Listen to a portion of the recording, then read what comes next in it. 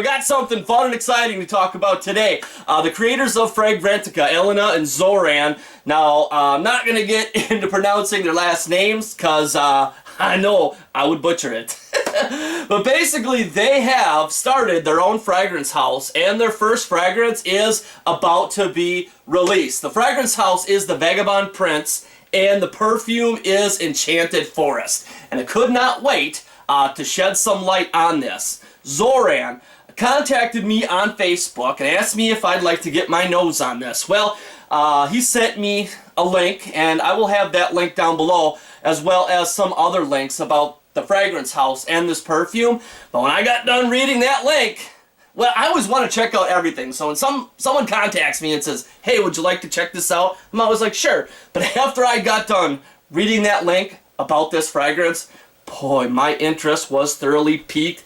I was very, very excited to check this stuff out. Holy smokes. And man, oh my God, gorgeousness. Awesome juice. Now, the perfumer behind this fragrance is Bertrand Duchaufour, and love this man. Love many of his creations. Some of my favorites. So yeah, that made me even more excited. Basically, the premise of this fragrance is, I'm not going to get into too much of the details, but the premise of this fragrance is it's the first perfume with blackcurrant as its sole raw material. Blackcurrant is sown throughout this fragrance using 3 different notes, and I'll get into that now. The notes in this fragrance, there's a lot of them. At the top, we've got pink pepper, aldehydes, sweet orange, flower cassis, blackcurrant leaf, hawthorn, effects of rum and wine, rosemary, and divana. And at the heart, we've got blackcurrant buds, absolute, CO2 blackcurrant, Russian coriander seed, honeysuckle, rose, carnation, and vetiver.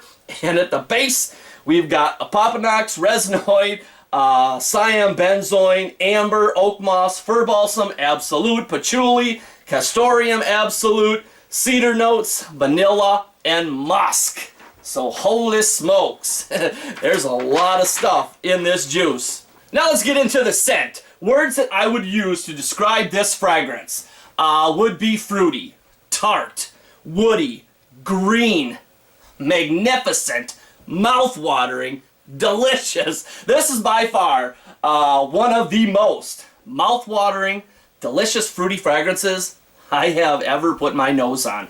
So natural and so delicious. Man, this one was absolute love at first whiff, and that's why I could not wait to shed some light on this stuff. And quickly throughout the community, for those that have gotten their nose on this, it is becoming a must-have. It is for me, I know that. Oh, but man, what this comes off to me as the top of this, the blackcurrant, real fruity. It comes off to me as like a really tart, tropical fruit chorus going on. And accompanying that tropical fruit is like a forest in the background. Very woody, very in green. Now, there is, at the top of this, just a very, very, very delicate, slight touch of the vanilla laying there in the background. Now let's talk about some of the other notes in this fragrance, like castoreum. You see that, and you might be thinking, this fragrance could have an animalic twist to it. Well, for me, I don't really pick up on that. And there's florals in here. The florals are very, very delicate and soft. Thank God, because otherwise I probably wouldn't like it. Pink pepper, I don't really feel that. Effects of rum and wine. Rum, no. Wine, I could see that. This fragrance doesn't come across to me as real boozy, unless maybe you're drinking like a tart, tropical fruit type of drink. There's amber listed in here. I wouldn't be thinking that as well. More of vanilla. This fragrance is basically what I said. Tart, tropical fruit sitting above a forest with just a dab of vanilla. Very fresh, very natural, just quality stuff. As far as how this develops on me, I get that fruitiness pretty much throughout the entire life. I would say I get 6 to 8 hours out of this fragrance, and she is aromatic. People pick up on it, so I love that. Now, that fruitiness and that woody aspect, the greenness of this fragrance calms down. I would say about the 4-hour mark.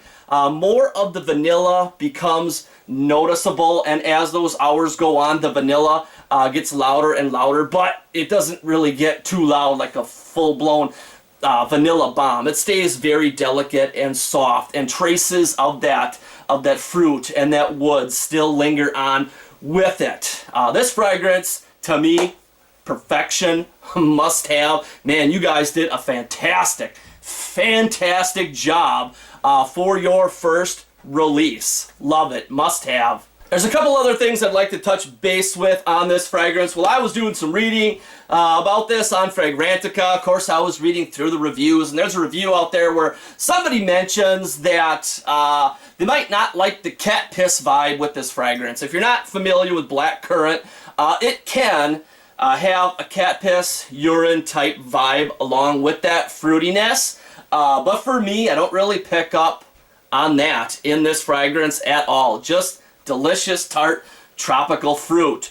So, I don't know, on my skin it does not work that way. And also I got a kick out of it because, you know, on Fragrantica they've got the smells like section, and you can see a bottle of something else, and somebody had put Mona Diorio's Queer. That's nuts. I don't know who put that, but that's nuts. Mona Diorio's Queer is a full-blown leather animalic manly fragrance in your face. One of the most damn rugged, manliest fragrances there is, and this is not. This is friendly, very delicious stuff. So I clicked on no and made Queer go away. That's nuts. That's how I feel about it anyways. But that's it, guys. I urge you, when this comes out, check it out, man. Get a sample. Fantastic stuff. I'm going to have a bottle of this for sure. And just gorgeous presentation. You guys really went all out for the release of your first fragrance. Just beautiful. My God. Love it. Oh, so can't wait to have that bottle in my collection. But that's it, guys. I hope you have enjoyed. You guys take care, and we'll see you soon.